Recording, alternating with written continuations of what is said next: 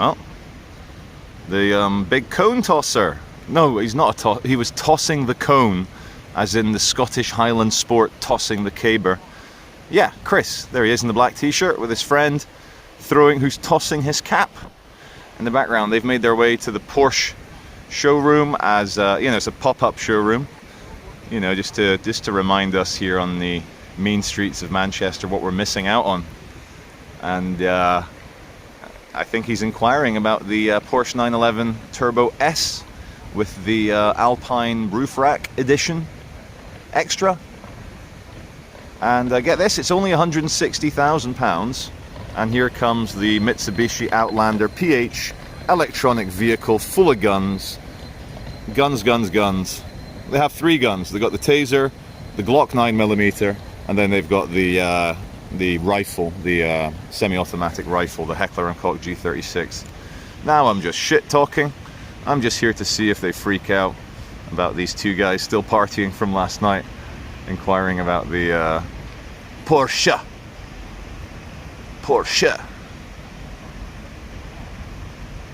Go on, Chris, buy it. Buy it, Chris. Get your platinum card out, American Express, never leave home without it.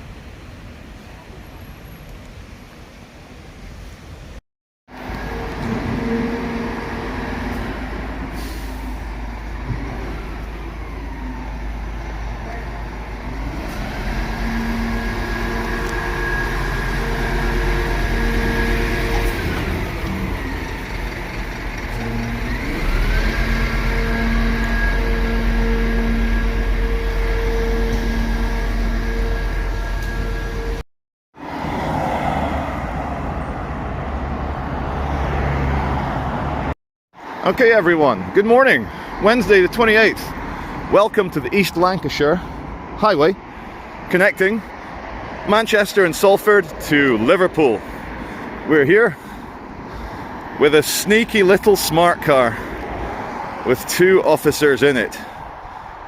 I don't know if they're police or what. Hey guys, yeah. But what they're doing, the camera is pointing over there at these people coming from Worsley, and it seems to be some sort of seatbelt initiative. Let's change view and I'll tell you what I really think. Okay, the car is very cute, and on the surface the initiative looks great. Who could argue with saving lives? Who could argue with getting people off their mobile phone distractions? And who could argue and say that seatbelts are not a good idea? No one. But just think about it for a moment. What do we have here? We have 2 peace officers meant to uphold the peace, entrapping, acting like little spies.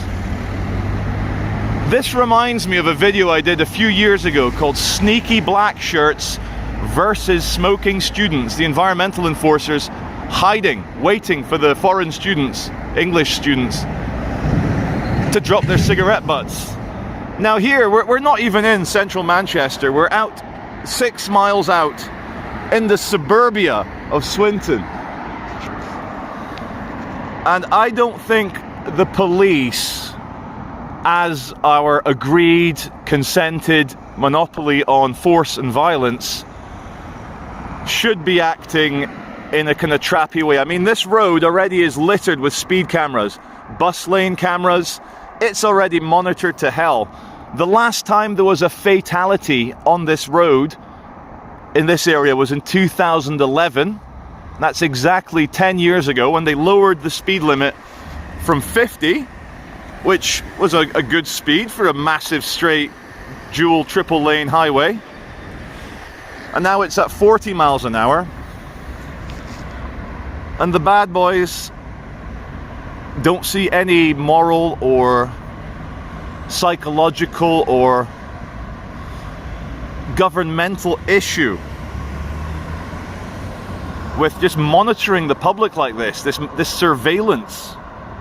I don't know, guys. There's a reason why in Germany that suffered the Nazis, Germany that suffered the Stasi, excuse me, There's a reason why in Germany 80% of payments are done with cash. They don't want to be monitored and numbered and written down. They don't want their personal shit being looked at by the police or the state. And again, this isn't British. It's not becoming of a British gentleman or of British consenting police that we pay for as taxpayers to have a little spy mobile. A nasty little spying little snitch mobile. It is. It is a snitch mobile. And it's not cool. Can you hear that thunder? It's a bit rainy. Many of you have been asking for a follow-up to the camera grab bad idea authority overreach video. So what happened was, when I stopped filming, I waited for 5 minutes to see if the rotund and suddenly psychotic beardy man was going to follow through, and I wanted to see if police would arrive to see how that would play out when what happened. But of course it was all bullshit. The police probably said, oh yeah, let's see, and they probably saw it was me on CCTV, and they said, fuck off, Charles Veitch has the keys to the city, he is one of Manchester's finest, fuck off. Now I'm joking. Have to big myself up because I had a bit of bad news in my personal life, which obviously I'm not going to go into. But to anyone out there suffering and feeling hated, I know how you feel, and it's not good. But of course I wasn't going to leave you guys just with this video here. Another thing that grinds my gears is the little spy vehicles, you know, whether it's the council going around with a camera car looking for people that haven't paid their fines or road tax, or in the video here with the two police officers from a distance trying to catch people not wearing seatbelts or speaking on their mobile phones. And again, you know, with what's happening in the world right now, we have bigger problems. Every day now there's a stabbing or a beating in central Manchester that brings people into intensive care. That's just in the immediate city centre, and it's not a big area. It's not London. Manchester is maybe the size of maybe 4 tube stops, the central part. And there's just too much suffering going on, not just for me, but for a lot of you guys, I feel. And I was writing to an American guy called Daniel. You hear the thunder? And Daniel did a couple of things. He spoke out against New Age cults, you know, this polyamorous free love stuff. He also rescued a puppy that was going to get killed because it had bad legs, and he took it home and he raised it. And in chatting with Daniel, the similarities between his life and my life are dramatic. Both people expelled from a 9-year relationship, both people, and the way I'm going to try and describe it, this is meant to be the follow-up to,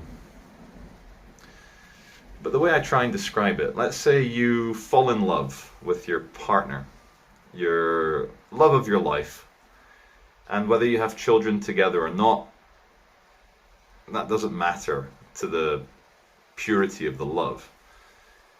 Some people can't have kids. I'm going to stop going on with this whole have kids thing because I'll turn a lot of you off, and I don't want to do that. A big part of it is obviously a way for me to feel better, that my life is not my own anymore, it belongs to my 3 children.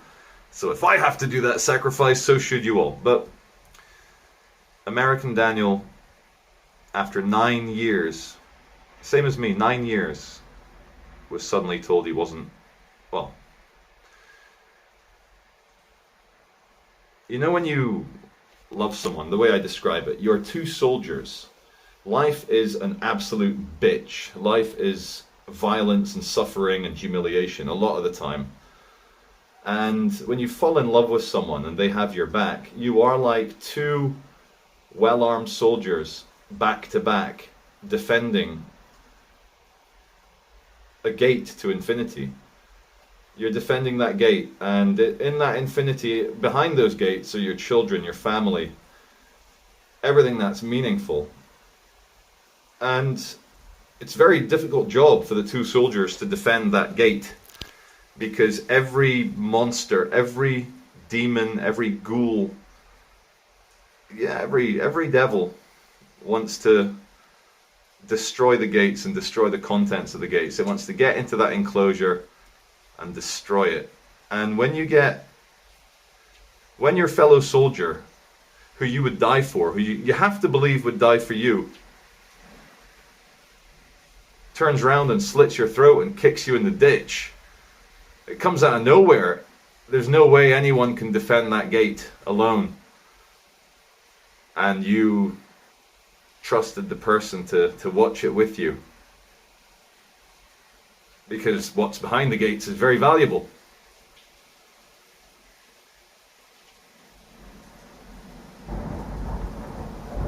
Do you hear the thunder?